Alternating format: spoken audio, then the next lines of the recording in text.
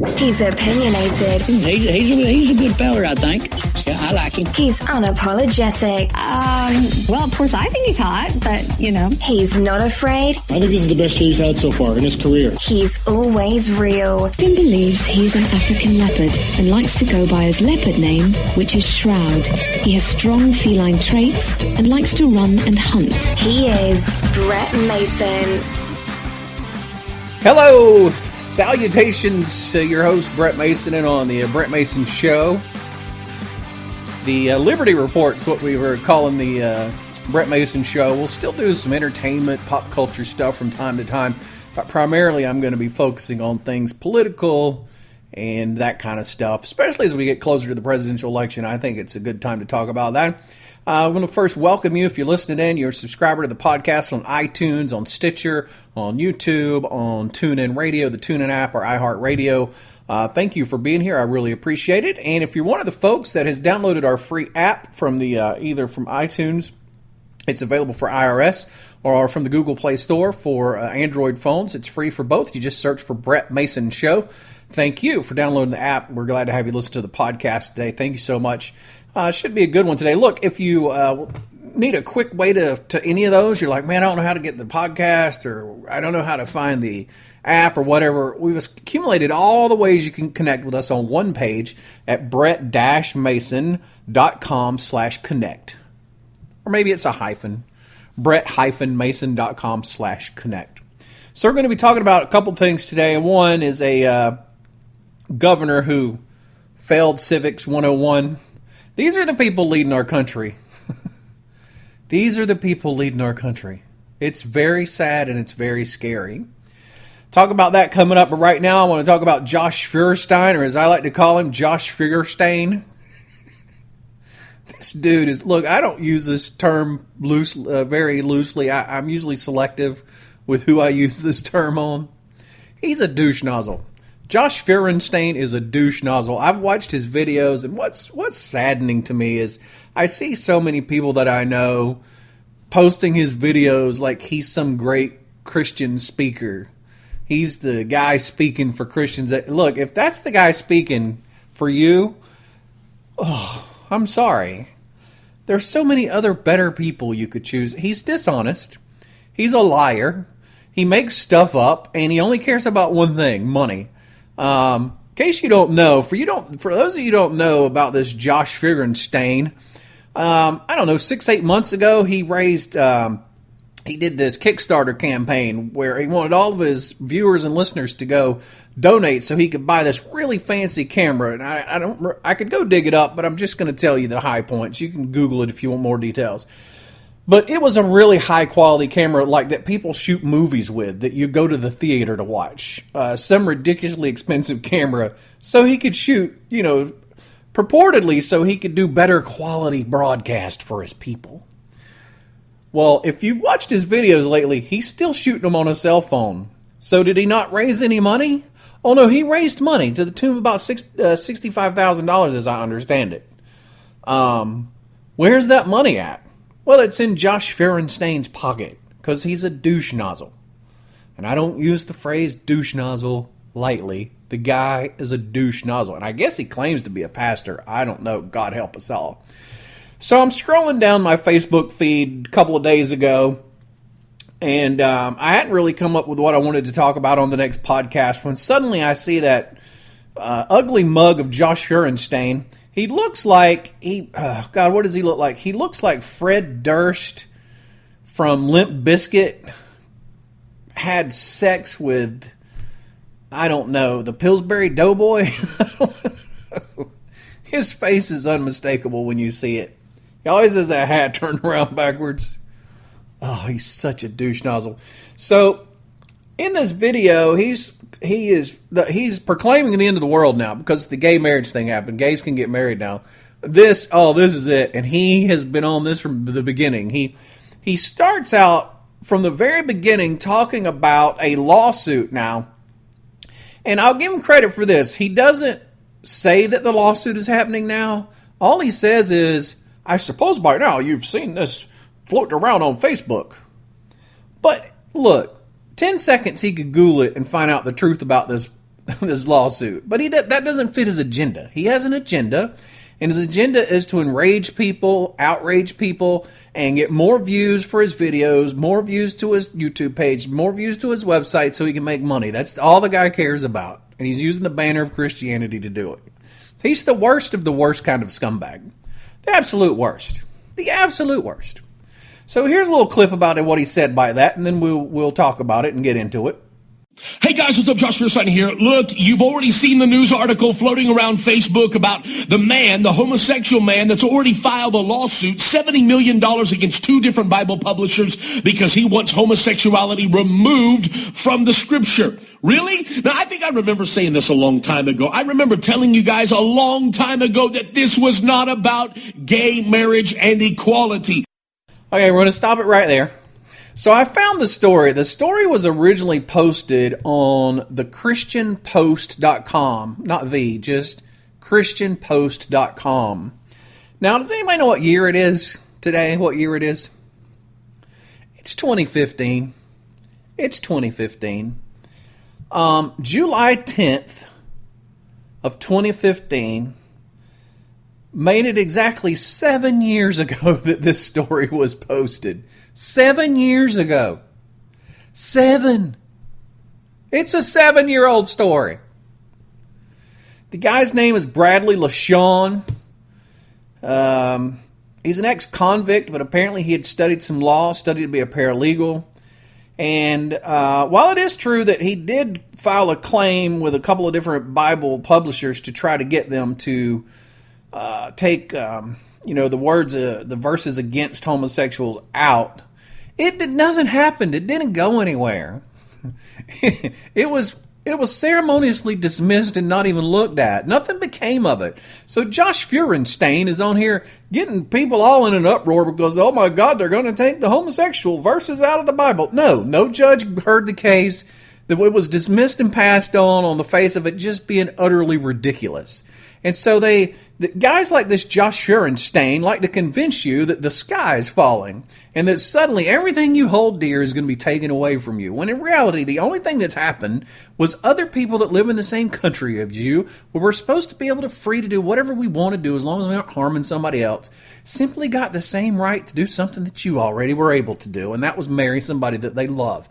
Doesn't matter that you don't like it. Doesn't matter that you see Bible verses about it. If they don't follow your religion, they're not obligated to follow your Bible verses. Just like you're not obligated to follow verses from the Quran. It's the same freaking thing. You can't force somebody else to follow your freaking religion. So anyway, Josh Feuerstein drags this 7-year-old story up, makes it sound like it's something that happened today to scare the hell out of you, to think that suddenly judges are going to start ruling that we have to remove verses from the Bible. It's the most preposterous thing I've ever heard of. On the very face of it, it's preposterous. Yet there's many Christians out there who have watched this post by Josh Feuerstein and buy completely into it and share it like I saw many do on my Facebook page and buy into the bullshit. Not only did no judge hear it, the clerk didn't even agree to file it. You can go find Bradley Fowler's blog. He has a blog on Blogspot. You can go read his own blog about what happened when he tried to file his petition against William Tyndale Publishing House. It's a joke what happened. So anyways, that takes care of one part of his little ridiculous video. Now let's listen to the second part that drives me insane. I realized a lot of people a couple of weeks ago said, oh my word, this is about love wins. It's about gay marriage. It's about equal rights. This has never been about equal rights because civil unions gave them equal rights. But here's what it's really been about. It's about reconstitutionalizing a term so that now it opens up the door for the left and the liberals to come after Christianity. And I'll prove it to you. Do you realize that this last week a judge ordered a $135,000 fine against a baker who refused to bake a gay wedding cake? $135,000 fine because he said that it was equivalent to mental rape. Oh, okay, Josh Feuerstein, now you've just gone beyond the pale.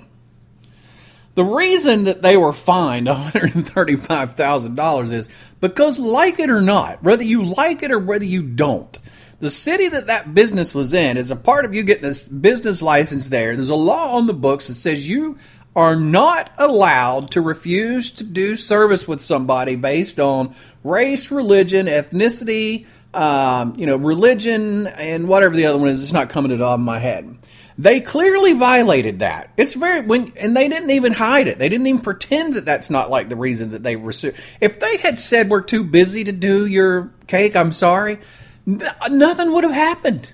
Nothing would have happened. Not only that, that bakery had made other cakes for these same people in the past. They had no problems making cakes for them. They just wanted to, in this particular instance, for a religious reason, refuse to make a cake. So, it's very clear that they violated the law.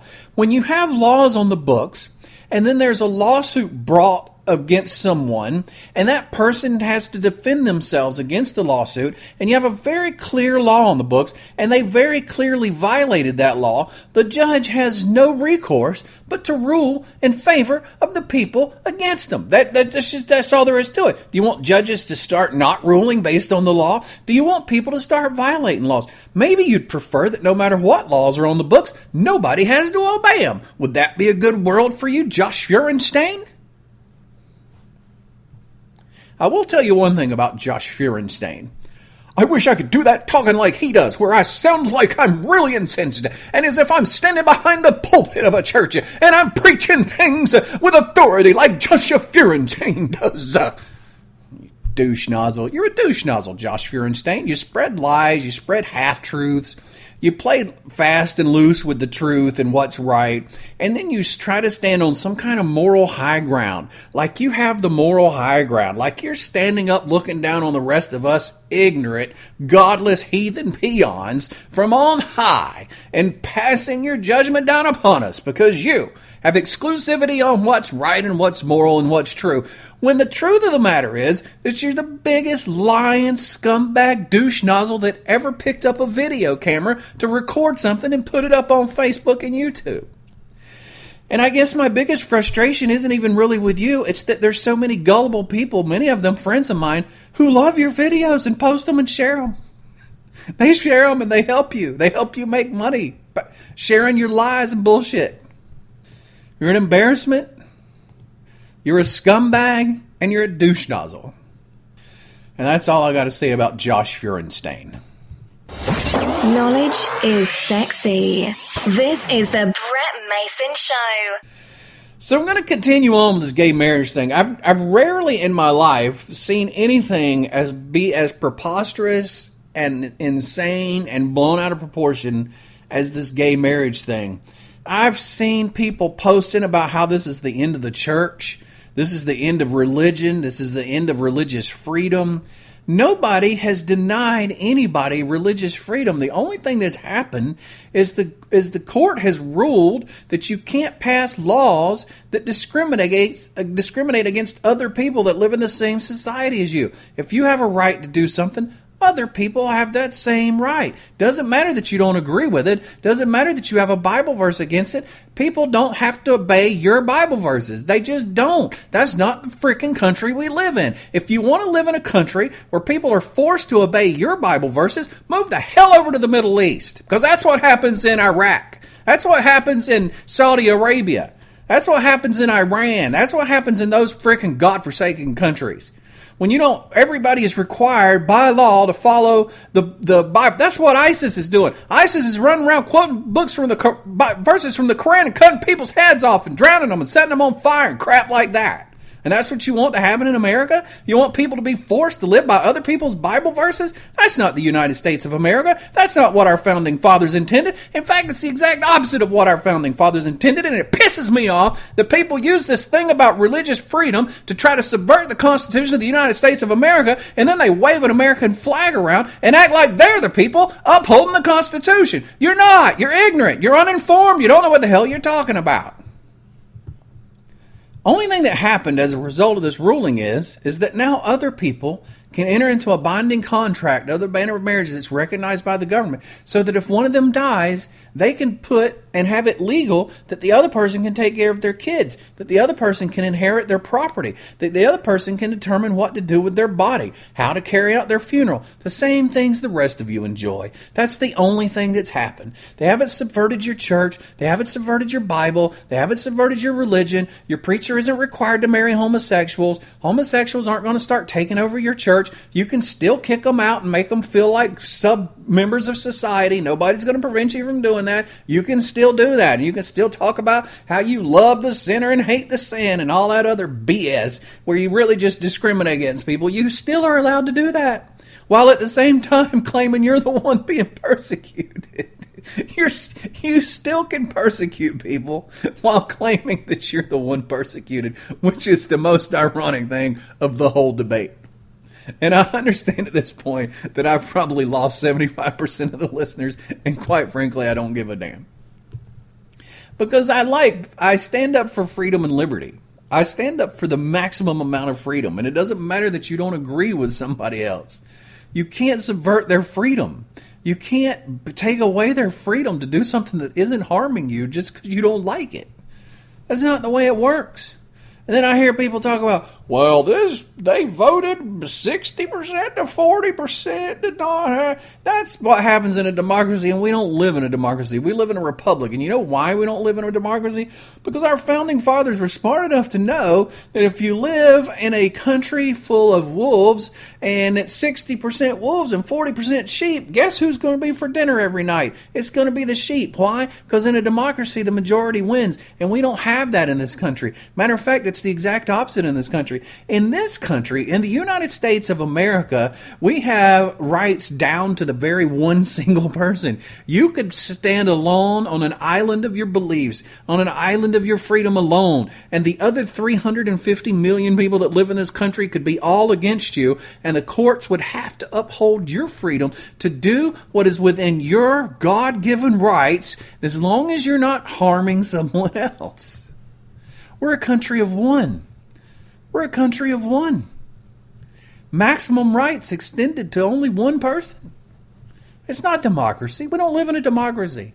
I understand most of you don't understand that because the only education you have is what you were taught in school, and you haven't bothered to do any kind of investigation, research, study, and after school to see if maybe what you learned in school was wrong, or maybe some of you were taught it in school, you just didn't pay attention and didn't care because you were too busy running with a clique or whatever. Look, I was there. There's many parts of school I didn't give a damn about. I'll just be honest with you right now. But now when I try to speak about things, I try to make every effort to know what I'm talking about before I talk about it. And the beautiful thing is we live in a time, the most beautiful time in the United States of America and the world, where education is literally at your fingertips. As easily as you can post a selfie on Instagram, you can click a few buttons and you can go find out what kind of country we live in. You can understand that we live in a republic, not a democracy. You can understand what the difference between a republic and a democracy is. And not only that, you can read letters and writings by our founding fathers as to why our country was established as a republic instead of a democracy and why it's great that it was. Allow me to move on to douche nozzle number 2 in the podcast today. A guy who very likely could be the next president of the United States of America, the lovely Senator Ted Cruz. Now look, I've agreed with a couple things Ted Cruz has done. He's taken some very unpopular stands, bucked his own party in a couple of instances, which really makes me want to like him, even though he's not really so much for liberty as much as I'd like. He's really about towing mostly the Republican Party line. But then he has to go and say some ignorant BS like this. I'm quoting Senator Ted Cruz now, as he said, and I kid you not, quote unquote, the darkest 24 hours in our nation's history. That's what he said after the ruling from the Supreme Court about gay rights and gay marriage, that it was the darkest 24 hours in our nation's history. How can you even listen to somebody who would say such a preposterous thing and mean it? Was that 24 hours worse than the 24 hours that followed the airplanes crashing into the Pentagon and the World Trade Center and in the field in Pennsylvania and killing 3,000 innocent American civilians? Was it worse than those 24 hours, Ted Cruz? I beg you to please tell me that you don't really honestly believe that the Supreme Court ruled that some people in this country were free to do what they wanted to in their own lives was a darker 24 hours for you than the 24 hours following the World Trade Center attacks in 2001. Are you freaking kidding me? And you want to say that with a straight face? Ted Cruz, was the 24 hours following the ruling that gays could marry much like anybody else was, because it doesn't harm anybody. It doesn't hurt you for them to do that. It only gives them the same liberties and freedom that you cherish as a straight man. Do you seriously mean to tell me that those 24 hours that followed that ruling were the darkest 24 hours in our nation's history, darker than the 24 hours that followed the attack on Pearl Harbor? Where airplanes by the hundreds from Japan flew over Pearl Harbor, bombing people without them even knowing it. Suicide dive bombing airplanes into aircraft carriers and other ships and on dock, the ports, the buildings that were there, the military facilities, killing hundreds. Do you really mean to tell me that the 24 hours following the ruling on gay marriage was a darker 24 hours than those 24 hours?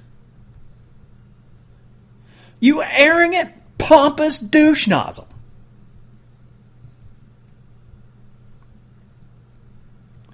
Would you submit to me, Ted Cruz, that the 24 hours that followed the ruling on gay marriage, which is the darkest 24 hours in our nation's history, was darker than the 24 hours that followed the storming of the beaches of Normandy, whereby our military men were outnumbered at around 15-1 and ran headlong into machine gun fire to their certain deaths because they knew as their bodies piled up on the beach, eventually, by sheer force of will and overcoming attitude and nature, and the refusal to be denied victory on those beaches, as they were mowed down by the thousands and heaps of bodies laid across the beaches of Normandy as we stormed in to try to liberate Europe from the hand of the Nazis, and thousands upon thousands upon thousands of brave men who knew that they were not going to live still continued to run into machine gun fire and to be lifeless, dead lumps of clay on the beach, never in order to be seen again, as their families back home could only pray for the best, knowing that the worst is what was going to happen. You mean to tell me that the 24 hours following the ruling on gay marriage was worse than those 24 hours? You insolent SOB. This is why I don't like people in politics, because you say the most ignorant, ill-advised, stupid stuff that's ever been said by anybody. The stupidest words that have ever been uttered by the human mouth comes from the mouths of our politicians. And you claim to be the party of freedom. You claim to be the party of liberty, the GOP. Are you serious right now?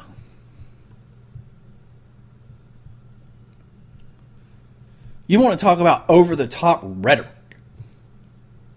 that you pursue and spew out of your mouth with reckless abandon, and you rile up your followers into such a fervor pitch that they'll follow you blindly into violating other people's rights based on the assertion that giving people freedom to do something that everybody should be free to do, because it doesn't affect you in one single way. It has zero effect on you, your family's life, your church, your religion. Zero effect it has on it. You rile people up with these asinine statements like it was the darkest 24 hours in our nation's history, and rally the troops to come vote you assholes back in so you can continue to run our country off into the ditch based on your misguided patriotism. You make me want to just vomit. I literally could bend over right now and vomit.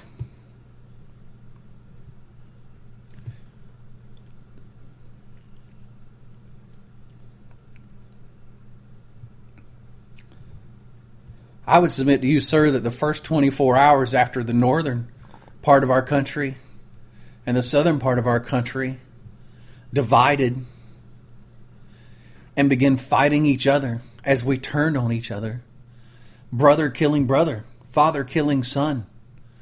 Mothers having one son live because he was able to kill her other son as the country was torn in half.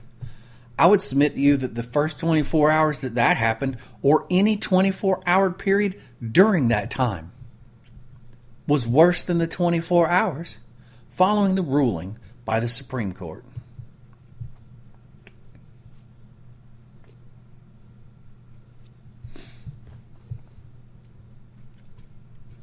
And so people wonder why I'm a libertarian. People wonder why I'm for maximum freedom. In today's podcast, I submit to you Douche Nozzle A, Josh Feuerstein, and Douche Nozzle B, Senator Ted Cruz. That's why I'm a libertarian. Because I value freedom. I value people who will be truthful. I value people who won't use these things that happen that are of no consequence to them or you or I, like this ruling from the Supreme Court. They will use those things to incite you to feel like you've been wronged. As I've seen so many people post on Facebook, quote unquote, be persecuted. It's been so amusing to me that people whose lives have not been changed in one single way. The day after that ruling, they woke up, their lives were exactly the same as the day they woke up before that ruling, and will continue to be that way into perpetuity, to actually convince those people and actually have them believe that they have been persecuted as a result of that ruling. It's the most asinine thing I've ever heard. I'd like to, and if I might use the word humbly, because believe it or not, I am a humble person. I just believe in what I believe strongly, and generally I think I have enough evidence behind what I believe to back it up. That being said, I have been proved wrong on occasion, and I'm sure it'll happen again in the future. But I would request that you don't get riled up. You don't let your emotions take over and overrun your ability to reason things out. When you see one of the senators of our great nation, he's a senator. He's a sitting senator of the United States of America. I would submit to you, when you see a senator, whether he be Republican, Democrat, or Independent, make a statement that a ruling from the Supreme Court that hurt no one and allowed 10, 12, it depends on what number you see, somewhere between 8 and 12% of our population, to actually enjoy the freedoms that the other 90% of our country enjoy.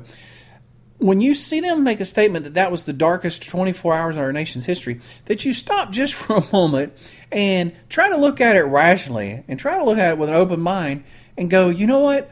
That's just stupid. That's just not true.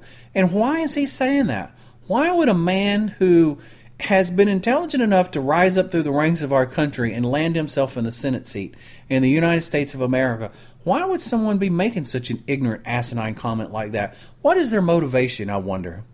Could they be motivated to try to rally their base, to get more donations, to get more support for their presidential run, to get more support for their party, more donations to their party? Could that possibly be the motivation as to why you would make an outright asinine lie of a statement like that in front of God and everybody? I would humbly ask you that when you see some douche nozzle like Josh Feuerstein insinuating that we are somehow at risk that scriptures from the Bible will be removed because of a lawsuit. Because that's what he intimated in his little video. That you go, man, I would like to know more about this lawsuit. Let's see what it's about. And you spend, literally, it took me 2 minutes to Google it. I found the original source of the story from 2008, 7 years ago. And then I found the guy who filed the lawsuit's own blog, where he said that nothing happened or came about as a result of his stupid lawsuit. And if you think about it logically, nor would it ever.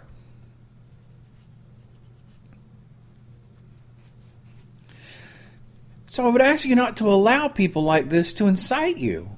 Why do we, I'm going to put myself in there. I keep saying you, and I understand that probably feels like I'm attacking someone. So I'm going to lump myself in there because I've been victim to this as much as anybody. My ranting and raving in this video may be evidence of that. I'm not sure. That's something we'll all have to decide for ourselves. But I would submit that maybe we as a group of we assume ourselves to be intelligent people. And the freest, what should be the freest country in the world, even though it's not anymore. But it was intended to be. And we still have the structure in place. We just have to go back to it. That when you hear people inciting you, that you consider the reasons why they might be doing that you do a little research. Because it took me very little time of Googling Josh Feuerstein to find his little Kickstarter campaign where he milked his followers of however much money it was, tens of thousands of dollars, for a movie quality camera so he could record his little lies and rants and put them on Facebook. Meanwhile, he pocketed that money and went on about his way, laughed his way to the bank as he sat around and dreamed up other ways that he could twist his hat around backwards and come up with more lies to incite you. As while he claims to be the holder of ultimate morality and spirituality. He's just a douche nozzle is all he is. He's just a douche nozzle. There's hope for him. You might say, well, you can't talk bad about Christians. No, you can talk bad about them. Sure, everybody's sinners and we can all be forgiven. Okay, that's fine. That doesn't mean you just accept what people do and go, well, he's a Christian though, and so he can get forgiveness from it. Yeah, well, maybe he should, and maybe he should stop doing the crap he does on YouTube and Facebook where he incites people and feeds them lines of crap, like that lawsuit. Look, you can debate whether that's a good law or a bad law. I would submit to you that having a law in the books that says you can't discriminate against somebody based on their ethnicity, their race, their sexual preference, or their religion, I would submit to you that's a good law. You know why it's a good law? Because it's going to keep people from discriminating against you. That whole thing about Christians being persecuted that everybody says, that's a law that prevents Christians from being persecuted. It's a good law. It's a good law to have on the books. But what you have to realize is when a Christian persecutes somebody else based on religion, that it's also a good law in that instance as well.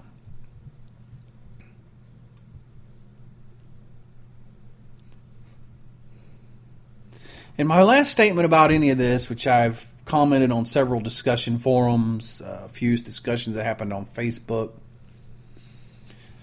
whether a law is right or wrong, whether a judge is right or wrong, let's throw all of that out just for a second and talk about what a person who is a genuine, loving, passionate follower of Christ, let's see what their motivation should be in a situation like that. Because as I recall verses from the Bible where Jesus sat down and ate with the publicans and the sinners and the prostitutes and the other dregs of society, he did that because the only way you can touch someone's life is by inserting yourself into their lives. The only way that you can affect positive change in somebody's beliefs, in the way somebody views the world, in somebody's understanding of God's law, and somebody's understanding of the Bible, and somebody's understanding of religion, and somebody's understanding of spirituality. The only way you can affect that change is for you to be in their life. Now, I would respectfully ask you this question. What would be a better opportunity to insert yourself into somebody's life and allow your life to shine and be a positive impact and a positive influence and a beacon of truth and light for Jesus, other than interacting with them as customers as you bake a cake for them? It looked like a great opportunity to me. It looks to me like a great opportunity happened. A great opportunity for somebody to let these people know that they love them, but they believed that it was wrong. To let these people know that I'm a Christian, and just come out and tell them, I'm a Christian, and I believe that gay marriage is wrong, and I want you to know that, but I love you. And I'm going to make this cake for you, but I'm also going to share a couple verses from the Bible with you and make myself available to you if anytime now or in the future you have questions. Maybe one night you're feeling down. Maybe it's 5 years from now and this thing hasn't gone like it's planned and you've questioned it and you don't know where to turn. I hope that you will recall this day to where I lovingly embraced you and loved you as my fellow human being and took this opportunity to share with you what I believe the truth is, and so that you can know for now and forever into perpetuity that you can call me at any time when you have questions. Well, maybe you feel like this lifestyle has let you down. Maybe you wonder if it's right. Maybe you start to see where, man, this hasn't led to where I thought it would lead. And you'll remember, hey, I remember that guy that made our cake for us, or that woman that made our cake for us was just the most loving, caring person ever and seemed to be genuinely concerned with my present and my future and promised to be there for me at any time should I have questions or need someone to lean on or need somebody to try to make sense of my life and my world. And now I think now is the time that my life has come to this point that I'm going to take them up on that offer. Which one of those would have been better? Which one of those would have been more conducive to the spreading of the gospel of Jesus Christ? Shunning them, throwing them out of your shop, refusing to make a cake for them? Or genuinely embracing them as fellow human beings and wrapping your arms around them in love and being a positive influence and light in their life as Jesus would have done? I've continued to say this, and I'll often say this. I think if people would focus more on Jesus' life and the actions that Jesus took and his interactions with other people, and they tried to emulate those, that the world and Christianity in general would be such a much better place. But instead, it seems to me like Christianity chooses to embrace verses from the Old Testament. It chooses to embrace the writings of Paul or the writings of Peter, the writings of Timothy, supposedly the writings of those people. I think it's pretty much been proved they didn't write them, even though it may have still been their words. They weren't the actual authors because they weren't written until decades later. But nevertheless, their writings, their words, instead of using those negative things to attack people, instead of using those writings to alienate people, instead of trying to pick and choose verses to where you can make somebody feel like you don't love them, make you feel like you're against them, make them feel like you actually hate them and wish the worst for them, you would rather take the example that Jesus led and try to interact with people in that manner. I just wonder what the difference would be. You can subscribe to the podcast, download the free smartphone app, and find more ways to connect to the show at brett-mason.com/connect.